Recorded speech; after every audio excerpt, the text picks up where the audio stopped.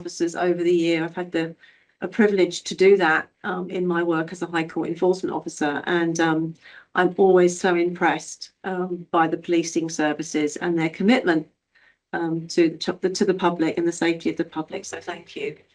Now, you've come out of the police service and you founded Titan, and you've grown that to 10 offices across England, or England and Wales. Are you based in England? Yeah. Got 10 offices from Truro in the southwest up to Manchester in the northwest. So it's a whole English coverage. All right. And you've got 320 operatives, which you can tell us about in the interview. And having spoken to you a couple of times, I can see that you've got a passion for elevating professional standards in this space. You have a Grow student aftercare program to help people become successful surveillance operatives, which for most of us is what we see on TV, right? I mean, you know, but you're doing the real thing. You are the private investigator. So I just think, you know, it's a fascinating business, and obviously one that you've taken to another level. So what was you had a background in policing prior to founding Titan in 2014. Tell me a little bit about how you got started and where Titan has come. Where does the name come from? That's a great name. Where does that come from? Well, I can lead to that. So in 1997, I joined the police force. I joined Nottinghamshire Police Force. I did 4 years in uniform, which I loved, on the front line, mainly dealing with 999 calls, so response calls. And then I decided to specialise into covert surveillance, which are successful in the application process. So I became trained tackling serious organised crime, for which, due to the risk, etc., we needed to be firearms trained, which was a bit of a bind trying to carry a firearm covertly on certain jobs. But I did that for four years, and then I specialised again, keeping on the surveillance side, but I specialised into counter-terror. So I was part of an East Midlands counter-terror response, investigating and gaining intelligence. But that sort of led nationally, because you went wherever the priority one job was. So I was all over the place. When I worked there, I worked at a place called Titan House, which was a covert unit, but everything was there. Okay. It's a police building. And when I left, I decided that I was going to set up my own investigation company. And I didn't want it to be SH Investigations or anything like that, Simon Henson Investigations or Henson. Yeah. I just thought Titan has been the last 7 years of my life. I really enjoyed investigating counter-terror and surveilling profiled terrorists. So that's where the name Titan came from. Oh, that's a nice story. And the UK private investigation industry, it's licensed, right? I mean, it is here in the States. Is it in the UK? No, it's not, unfortunately. So the UK government's been talking about it for the last 20 plus years, and it's not happened. And then we saw the SIA, the Security Industry Authority, in 2003 start licensing the security industry, which cleaned it up and made it more professional. And the thought is that the SIA may take over the private investigation industry, which hasn't happened as yet. There's still talk of licensing, but there isn't any. But then in 2018, May 2018, we had the General Data Protection Regulation, which came in, GDPR. Which tightened things up a lot. And that some people think that's a form of licensing, but it certainly has put the onus on the company handling personal information, etc., in the right way. So yeah, the problem is at the moment in the UK, anybody could have no background in this.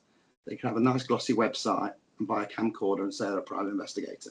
So it's really important to do due diligence before you employ someone. So at the moment, to answer your question, no, it's not licensed. Anyone can do it. Right. That's a bit scary, actually, I think. It is. You know, and I know that, and I've got a lot of support for the SIA. I mean, I was involved. I wanted the High Court industry enforcement industry to be picked up by the SIA for licensing, because they have proved themselves to be an effective regulator, which is something that perhaps your industry could sort of come under that as well. And maybe the SIA will take it on one day, but Yeah. at the moment, no, not licensed. Not licensed. Okay. Well, you're a former police officer, so you know what line to tread, I am sure. So if someone is looking to hire a private investigator and they're not going to get a license number or any kind of credential like that, what should they look for in that agency or that person? So because there's no licensing, it is imperative to do a little bit of due diligence. So the first thing I would suggest is the company or the sole trader that you're looking at using that's come up on Google, maybe it's sponsored, maybe it's just high ranking through naturally. Yeah. Certainly I would look at, are they part of a professional organisation? And the two main ones in the UK are the IPI, which is the Institute of Professional Investigators, and the ABI, which is the Association of British Investigators. The bonuses of having a company employing a company which is a full member of those is that if there is a problem and you don't think that you've been dealt with properly, then there is a mediation process that they will go through. And because to be a member, you've got to go through an interview panel, etc., you're going to get people that know, or certainly individuals that know how they should be working. Right. You also need to look at the ICO register, so the Information Commissioner's Office register, and that's the register for data protection. So is the company you're hiring, are they licensed or at least registered to allow to handle personal information, which is imperative. So not on that, a huge red flag. Are they insured? That's not something you can really check, but it's a question you can ask. Have they got professional indemnity and public liability insurance? You can look at reviews, whether that's Google, Trustpilot or what have you, to make sure that there's not a lot of negative reviews about people being ripped off or poor service. And also, if they've got a nice website, just go on the about. Have a look at the background of the company or the individual. And if it's not there, ask. And if they're not from an investigation background, I'm not saying everyone needs to be, because they may have been on some really good training courses, but I would suggest there needs to be some sort of background in investigation. I'm sure, though, being a former police officer gives you some gravitas. It must do. I mean, that is, a significant experience that you've got there. And there's certain elements or certain areas of the military as well where, intelligence, of course. Yeah. So I wouldn't suggest just police, but I think it certainly helps. That there's a fine line. There's grey and white areas and black areas, but we just stick to the straight line of what we can and can't do. There's no grey for us. No. So what services does Titan actually offer to the public? Well, I've picked out 10 because we probably offer about 30, and I know we've only got an hour top. So surveillance, the first 10 then. Surveillance, this is when it might be for a private or a corporate individual. It's following an individual. We would receive the information. We would go through a legitimate interest assessment to make sure it's lawful or there's nothing less intrusive that we can do rather than go straight to surveillance. So surveillance is certainly one, and we do that for a minimum of 5 hours, and there is no maximum. We do person traces, so it might be, for example, a couple have parted, they were married, they've parted, they've had no contact with one another, and then 5 years down the line, one of them decides they want to have a divorce petition served. They haven't got a foggiest where they live. So we can then do lawfully a person trace, locate them, or it could be a debtor, trying to locate a debtor that's got CCJ in the name, and fled and not paid it, etc. So there's a number of reasons why we can do that, but person traces, finding the current location of an individual. Background checks, which are bespoke to the requirements, because we don't want to provide information which isn't required. But background checks, the reason for that could be, we had one this week, which was an individual going into business as someone they wanted on their potential business partner a background check. So they are bespoke to what the individual requires. GPS vehicle tracking. So this is when we track vehicles. Graphology or handwriting analysis. This is when we look at signatures or handwriting to say whether the question's signature or handwriting is by the author of the sampled signatures or handwriting. Yes. Lie detection.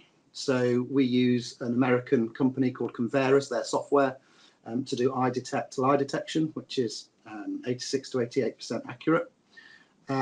We do bug sweeps, so that might be bug sweeping offices, residential properties or vehicles. We do physical penetration testing, which is usually for companies, so we would look at their current security protocols and procedures, and we would try and ambush covertly their building and see how far we can get into it. Rural surveillance, which I know we chatted about last week, which is in the police, it's called CROPS, covert rural observation points. This is where you might need observations in a rural environment and they need to be there for 24 to 48 hours. So it's a specialist role where they basically can't be seen and they blend into the environment in a rural location. And the other one's counter-surveillance, which is when we would deploy a surveillance team to see if a subject is being followed by another surveillance team. So that could be companies such as work in the finance, so banks. They might be going to see a high net worth individual and they don't want to leave a surveillance team to them. So there's lots of that we do as well. Yes. I think it's fascinating. I mean, you and I were introduced through Business Network International, BNI. You know, it's always interesting to me to meet another BNI business. And I thought graphology, is it graphology? Is that the right term? Yeah. I hadn't heard of a surveillance agency offering that so openly before. So I thought that was great. That was a sort of bit of a game changer, because obviously Shergroup uses your type of services, and we encourage our clients and customers to use companies like yours to background check and research people before they start litigation, so that they know that they've got the right target and that that person's got assets, right? Yeah, and it's worth putting the money in to gain those assets, because if they haven't got them, you're wasting your own money. Yes. And of course, in the High Court arena, we're not talking about £1,000 judgment. You know, we could be talking about hundreds of thousands or millions of pounds of potential debt or claim. And so we want people to get off on the right foot and know where they're going to go with the enforcement, which then helps us as enforcement professionals. So I see a real synergy between Shergroup and working with a company like yours to provide a joined up service for our community. I think that's really important.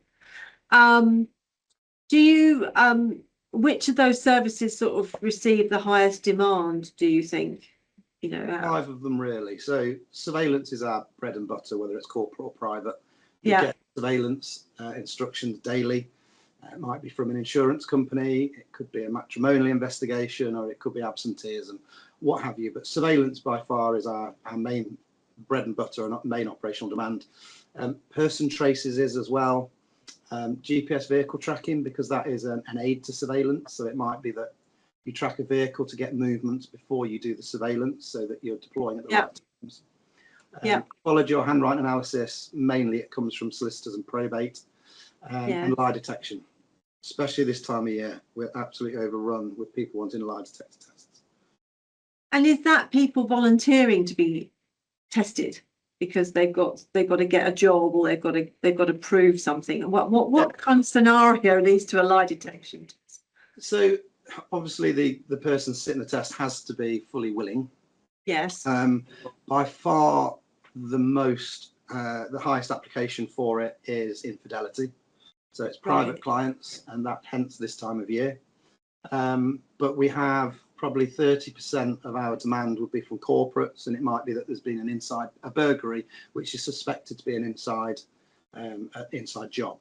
They might have 7 employees which may have known about certain information, so they might ask for those 7 employees to sit a lie detector test. I think this is very interesting that you're putting these services out there in this way. I mean, I'm looking at your background, and it's Titan PITV. You have forgive me, but you have a YouTube channel. You're putting what are you doing on Titan PITV? Yes, Titan PITV started about 2.5 years ago. I think we've got 197 episodes on it. 3 o'clock every Friday, release a new one. So there'll be one tomorrow at 3 p.m. It started initially by me writing down, or as a team writing down, all the questions we regularly get asked on the telephone. So trying to educate people before they call. Then it evolved into covering our service types. So then those videos were also embedded onto the service pages of our website. And then latterly we've gone more for clickbait titles, so things that people might be interested in. And cause conversation, certainly within the industry and outside, but things which we think other people will find interesting. And we're getting quite a following now. I think we've got well over 3,000 subscribers. Sure. Yeah, so really enjoy doing those. Yeah, I'm sure lie detector tests on infidelity. I can't see anyone being too willing to sit and have a lie detector test. Well, you'd but be maybe surprised. So Yeah. 80% of the people that come and sit it know they're going to fail. Really? 80%. Okay. They waste £480, including the VAT, on Do they sitting a think test. they can? Do they think they can like beat the test then? Is I that? don't know. There's just so much riding on it, and they can't get out of it. They come and sit it, and they waste their money because you can't beat it. No. They've obviously not watched enough American TV to understand that. So have you? That's I love the whole brand. You know, I love where the name came from, and the fact you've got a TV channel. I think that's very cool. So, is there an investigation you recall where the outcome shocked you? Has there been something? There's loads. Probably one every 2 weeks that just catches you off guard. But one that sticks in my mind was we were contacted by a construction company in the UK. And it was from an HR company, because a lot of our instructions come from human resource companies or human resource departments. And it was a director who wasn't directly line managed, and he was in charge of business development. And it was simple as his expenses changed from train fares to mileage. So all they asked us to do initially was to see what he was doing and whether he was actually doing the miles he was doing. So the most unintrusive way to do that was through tracking the vehicle, which was a company vehicle.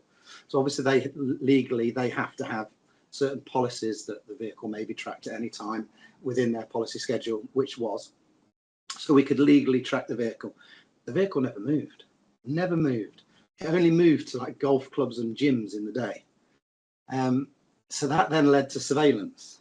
So we started to do the surveillance because that's the evidential part. The tracking device is just intelligence. So he could be using his own vehicle.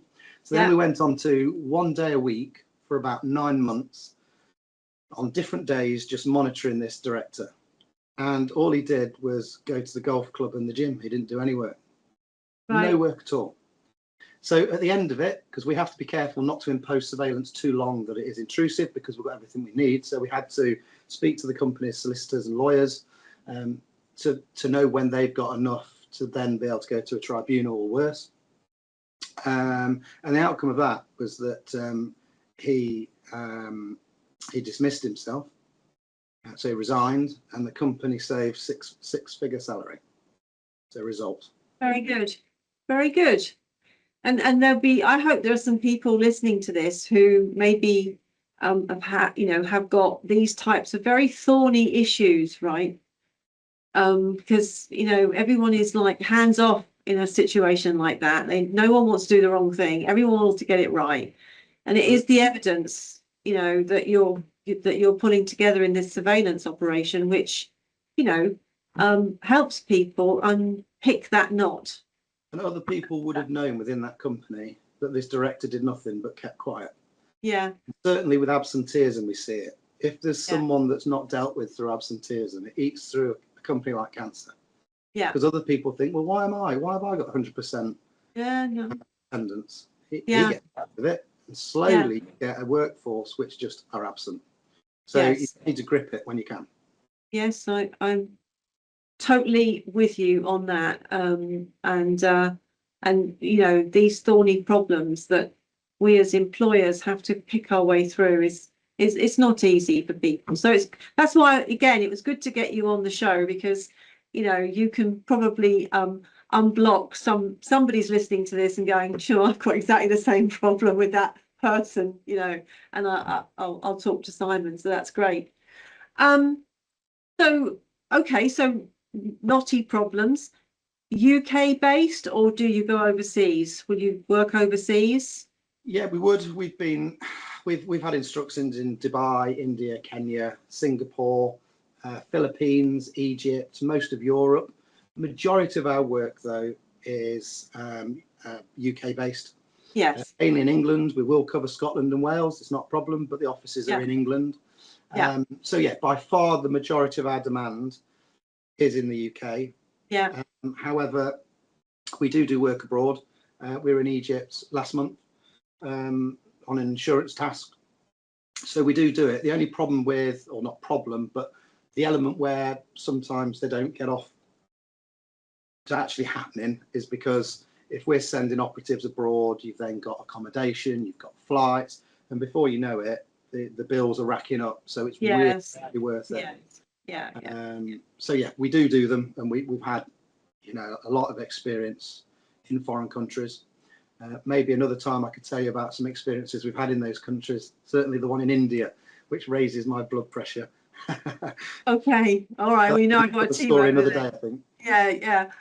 Well, that's interesting to know. Do you subcontract out to those countries, or do you go yourselves? Do you send your team? I would send my trusted team. If Yeah. I've got individuals, if it's not a surveillance task and it's a research task, then we have people through the IPI, the Institute of Professional Investigators, and the ABI, the Association of British Investigators, who are a similar position to us in those countries. Or I could reach out to BNI, Business Network International, and I could find someone there of a similar ilk. But with surveillance, because I'm so particular and my standards are high, I would always send our own surveillance team out. Okay, that's good to know.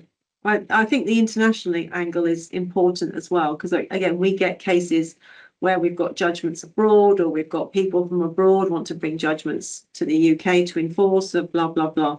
It's not, you know, it's not neatly confined to the UK or the UK mainland anymore. There's a, you know, business goes across the world.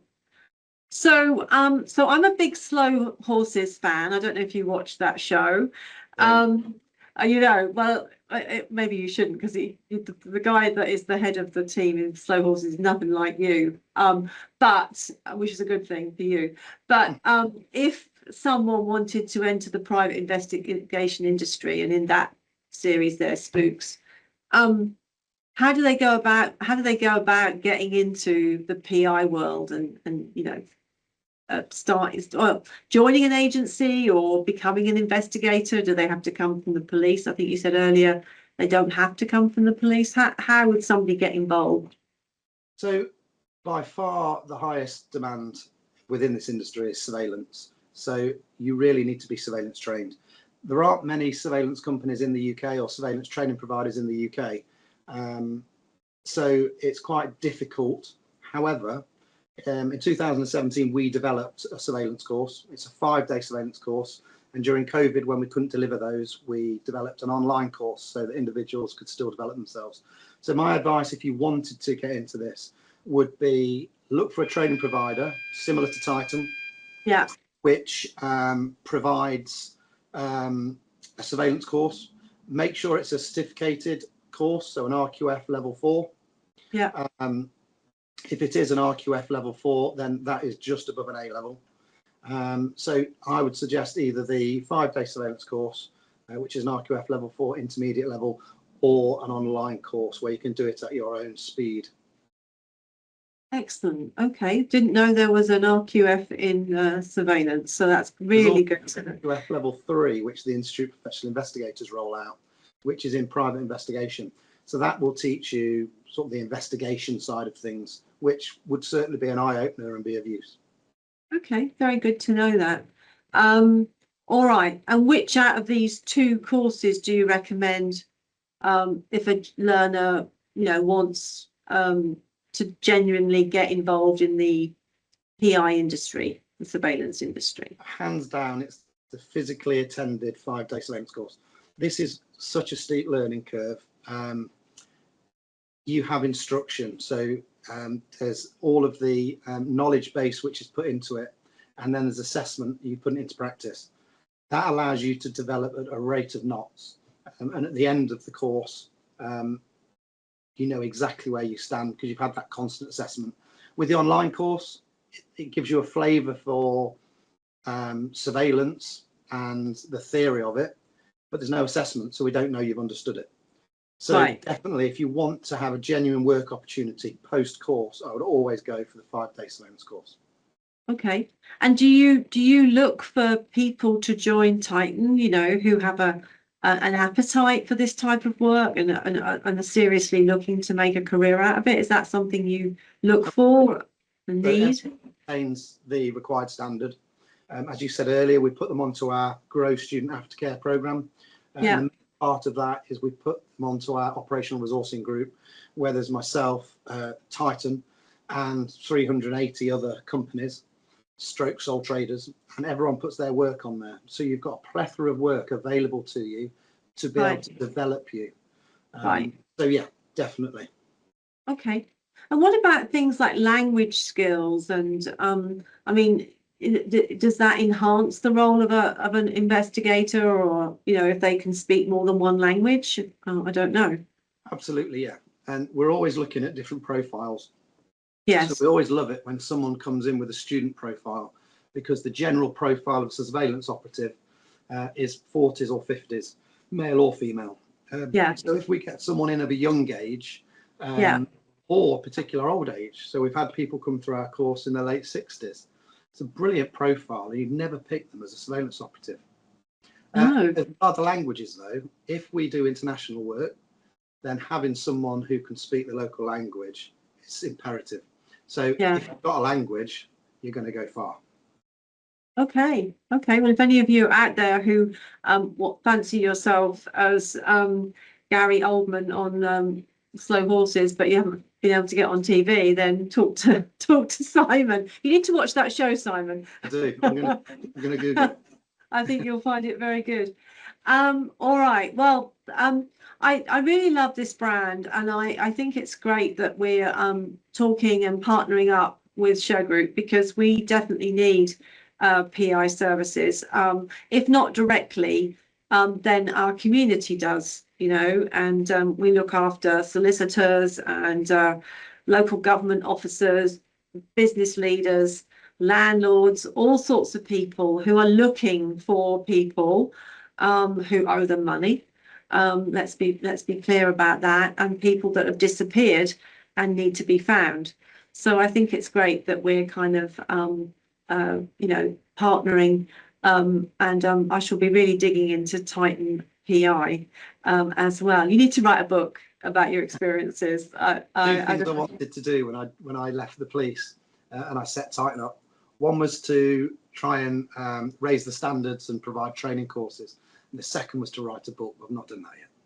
Not done that yet. I'm sure there's a book in there somewhere of how to be a great PI, and some of the stories you could no doubt tell. But perhaps that's for another time. So thank you so much for guesting on this edition of Shergroup on the Sofa. For people that know how can I say this, might have a need for a PI or a surveillance opportunity, a job that needs done, then Simon, you can see, look at the experience he's got, this huge policing background, 17 years of policing, which is by anybody's measure a significant when it comes to this type of work. I should think you look supremely like a safe pair of hands, supremely confident in a good way. I mean that in a good way. I'm going to put all his contact information into the show notes, so his LinkedIn, and then the website for Titan as well.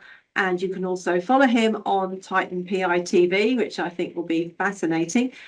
Do you have a podcast as well? Do you run a podcast? Yeah, so you can download it wherever you download your podcasts. We're on all of them now, I think. You're on all of them. Okay, yeah, great. So something for you to all tune into. All right, well, thank you very much. And we look forward to working with you on our investigation solutions part of Shergroup, along with our High Court part. And I'm sure there are some other crossovers there as well. And for everybody that's interested in Shergroup, you can find us on the net on shergroup.com. Take a look at our website as well. All right, Simon, so thank you very much for being on the show today. Great to talk to you. Yeah, I look forward to working with you in the future. Okay, thank you. Thank you very much.